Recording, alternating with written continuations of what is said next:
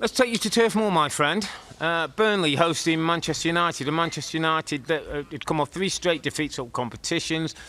Spotlight on Ten Hag and the football club in terms of people suggesting it's leaky, people suggesting these cliques, people suggesting that the club's not being run properly, whether the manager's got the control and the relationship with the dressing room as he should have. So there was all kinds of questions being asked, Rob, and this on paper looked to be a difficult game, going to newly promoted Burnley, former Manchester City player, Vincent Kompany as their manager, to give it even a little more spice. What do you think of the game? What do you think of United? What was your takeaway in the result, in the performance? Okay, so a great result. Really good result. And I think everybody that's around the Premier League and knows, the state of Manchester United right now understood how important it was to get the result. And they've got the result 1-0 through a brilliant volley from Bruno. Brilliant technique. A lovely ball in from Johnny Evans over the top. And it's just a special talent to be able to do that, to get the goal. So that, I thought Hannibal was excellent. I really like him. Like him, Rob. I mean, not only has he got a little bit about him in terms of the attacking side of it, and of course scored was it last weekend? He scored the goal against Brighton, didn't he? Yeah. Was it? Yeah. I mean, what an engine. What an engine. Is he ahead of Garnacho, Rob? Would he be ahead of Garnacho now in that kind of finding the spot? In a different position, Rob. Yeah. Yeah, I mean, he played as number 10. He played number 10. Bruno played on the outside. Rashford on the left. Yeah. Hannibal's legs. I mean, I just think United need that. I saw him running forward. I saw him chasing back. If you watch him, he's always on the go. He's got an incredible engine. What is he, 20 years of age? I thought you were going to say Hannibal Lecter then when you went Hannibal Lecter. I thought you were going down that line. I can't say his last name. No, I'm not going to chuck in any kind of puns or anything. No, I thought he was excellent. Yeah. All that being said, and I understand the injuries and that, and I know that Lisandro Martinez is injured again now, and you have Evans and Shaw's out. I mean, there's a lot of changes to the lineup, and that's probably the reason why they look so passive. And you know, again, it's just hard to see a Burnley team that can dominate possession against Man United. And again, I know the circumstance. I know they're out. I know they got to grind, and I like it. I like United for that. But longer term, it just seems odd to me. It's an odd look. The Manchester United, for large periods are forced back, and they're defending. They're sitting in good shape and all that kind of stuff. But that's not. It's just not the sort of game rhythm pattern you expect from Burnley versus Manchester United. Burnley, a newly promoted team, trying to find a new actual starting 11 because of so many changes. So that's my take, Rob. Really, well done. But I still kind of expected a little bit more in terms of the football and being dominant with the ball. What did you think? I agree with you in many respects. It was about the result. It was about getting the 3 points. It was about the clean sheet for a goalkeeper who's been under pressure, Rob. I thought the structure was better as the game went on. I thought they didn't have too many sort of dramatic moments, partly because of Burnley were a little bit disappointing. I thought when they got to the last third, the build-up play and approach play was decent. Koleosho on the left-hand side is a threat and looks like things can happen when he gets the ball, but not having Lyle Foster up top was a bit of a miss. But when I look at Manchester United, Rob, and we spoke to Johnny Evans after, who gave a really great interview, talked about time with Tim and was probably had a goal disallowed for a header, assists on the Bruno finish, was excellent playing next to Lindelof, and Ten Hag's talked about how important he was. But let's just think about, Rob, where we are and what we're talking about. At the start of the season, Manchester United, and my words were, got to get closer. Got to get closer to things. Not ready to win a title, but we've got to start seeing them getting closer. And so, I don't know, 10 points, 8 points, something like that would be, that's pretty good. And I know we're early on, but when you look at the two teams, and I heard a phrase last week that I thought, I'm going to drop this one on Mustoe. It was somebody talking about sports and says a team can either be a metre away or a mile away. Which are they? You can be a metre away from somebody close, or you can be a mile away. Well, if Manchester City are the benchmark, Manchester United are a million miles away. A million miles away from where they want to be. Possession, build up, understanding. And we didn't expect that, Rob. No, we didn't expect it at this point. And so, but let me finish my point. And absolutely, Johnny Evans, who I have a huge respect for, 35 years of age, playing for Manchester United, is a testament to him as a professional, his fitness, the way he conducts himself, etc., etc. But Manchester United, needing Johnny Evans, Rob, have got Harry Maguire, who they don't want, can't get rid of, couldn't get him out the door. Anthony Martial, we talked about, has been at the football club 8 years. We still don't know if he's really a centre forward. Scott McTominay, who's a great lad, will be a star player in another team, but is no longer Manchester United. If they're going to get closer, the metre away, have to move on. Danny van der Beek, Rob, was on the bench this weekend. I mean, where does that come from? There's so many players still in this squad around this football club who are not at the level where we think Manchester United should be. Therein lies some of the problems. Rob, I wish I had my list with me. I'm just trying to find my list. You know, the problems, right? And I know that there's all sorts of, the talk about the ownership and all that, and I get that. And they're the owners. They hire the directors of football, the directors, the chiefs, people who go of the football club. The biggest problem with this club over the last 5-6 years has been the recruitment. The recruitment. There was a stat last week, Rob, that Manchester United have spent the most money assembling the current squad. The most money in the world, Manchester United. So the money has been there to spend on new players. And my list was the most expensive players for Manchester United. And you got Maguire, you got Anthony, you got Jadon Sancho, you had Di Maria going back 5 to 6 years. There's so many that are the expensive marquee signings every season that have done nothing. So that for me, and I know, listen, that the owners are the owners and it all lies on them. But if they would have had a better director of football to spend this money wisely, you've got a good manager now. Erik Ten Hag knows what he's doing. He's trying to instill the discipline.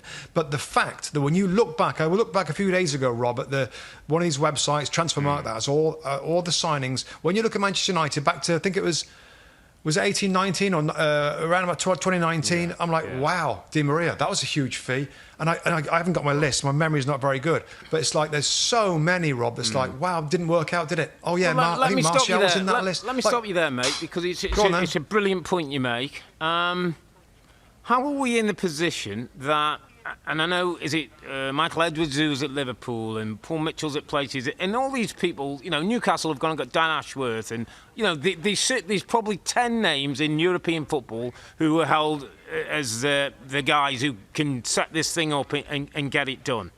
How are we in a position that the biggest club in England, the most successful club in England over recent times, cannot attract that person and set them up to be at their football club? How can that happen? How can Newcastle find Dan Ashworth, who can put a system in place, and this Michael Edwards left Liverpool, and Liverpool, and all that. How are we in a position?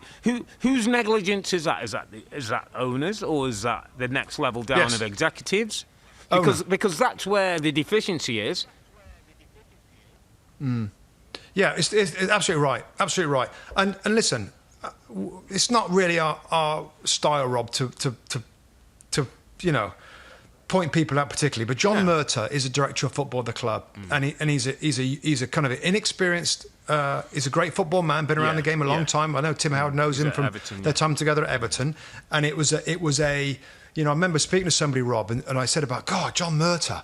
And they said, well, you think about it, Michael Edwards was promoted from within at Liverpool, and what an amazing job he did. Yeah. Their feeling was that Man United are doing the same thing. They're one of the guys who's been there a long period of time, been involved in scouting. You're going to be our director of football. It just hasn't gone well, given the facts and figures and the results of the signings since he's been there, probably before him as well, to be fair. It's Ed Woodward. You're into Ed Woodward territory then, Rob, as well. So between Ed Woodward and John Murtagh, I'd say two guys that are not really qualified to be to be making the key multi-million-dollar signings of a club the size of Manchester United. Yeah. And I think right now you're still getting the fallout from all that money being spent, and they got some issues, I think, with financial fair play. They can't afford to bring in Harry Kane, etc., etc.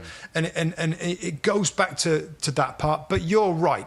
Who made the decision to put Edward in control of football matters, and then John Murtagh? Well, it's above those, and it comes down to the ownership, and that's where it does always start from the top, Rob. And you know, again, we've gone off a bit of a tangent there. We got into a little bit, but that, you know, I just had a look at that list. I'm like, God, so much money spent on players that haven't done it. There might be reasons for that. They might say, well, the environment, the club, whatever it is. But end of story. And you compare that, and I don't want to get into it right now. But one of my notes on Man City game, Rob, we got them. We could chat them next, I think, or in a couple of matches' time. Their recruitment has been incredibly amazing. Wow. It's been absolutely amazing. They haven't wasted it. The gold standard, again, I wrote a list. It's the gold standard of recruitment. Yeah. Let me just take you back to the game on one point, because I don't want to miss this, and I think it's important. I think I mentioned it on air yesterday. Bruno Fernandes, my friend, who's often criticised, maligned, more often from fans who are not Manchester United, but it's seen a bit moany as goes down, whinges at referees, at whatever. I've got to tell you, I thought he was serious yesterday in playing in a position that wasn't natural, maybe on that right-hand side as Hannibal came in. I thought he worked hard for the team. His goal was something special, was the quality that unfortunately Vincent Kompany doesn't have in his Burnley team, maybe saw in his Man City team. I thought it was a brilliant goal. I think leadership comes in different ways, and he's not the archetypal Steve Bruce, Roy Keane, Brian Robson, who you knew as a player and a manager. He's not that sort of manager, but he can do it in different ways. He's a bit more Stevie G. I'm going to play this way. I'm going to have a good attitude, hopefully, you know, in that. And I just thought he deserves a special mention, because he's one of those who gets a lot of stick on your general basis. And I was thinking about this, and I was saying, right now, Rob, if those Manchester United players, I know some's potential, Højlund and Rashford's having a little bit of a time of it, but, you know, but we know the upside. Yeah. Right now, Bruno Fernandes is the only player who could go to another top six team out of the Manchester United players. I'm telling you. I mean, I know. Listen, which is amazing, by the way. I mean, Marcus Rashford, I mean, you know how I feel about Rashford. The hot and cold nature of Marcus Rashford over the years is very frustrating to me. And quickly on Bruno Fernandes, you know how I feel about him. Yeah. You know, I just think he's a star player. He's a star player, and I don't care. That's one good recruitment, by the way. Let's give the recruitment that they got Bruno in. You're absolutely right. You're absolutely right, and that is a star. That really is a great signing. But I don't care if he's a little bit arrogant or he talks back to referees and throws his arms up in the air. Sometimes, he's a talent. He can play through balls. He works hard. He's kind of aggressive. He plays with some fire in his belly, and he's got brilliant quality. Yeah. So the least of Man United's troubles is Bruno Fernandes. So it's good that you pointed him out, but I don't need to do that for me, because I know what he's like, and I know how good he is, and I know I'd love him in any of my teams. I just think he's that good in different positions. Yeah. But it's interesting because there's an element out there that still like moans and groans about Bruno Fernandes. There's more problems in the squad than him. But no, it's the right time to bring it out because of his goal. Just beautiful technique, and a player that wants to win, Rob. With everything else going on, he wants to win. He's fired up, and I love it. A little line on Burnley, Rob, just before we move on, just because there'll be a few Burnley fans, I'm sure will be saying, you know, we haven't give them a mention.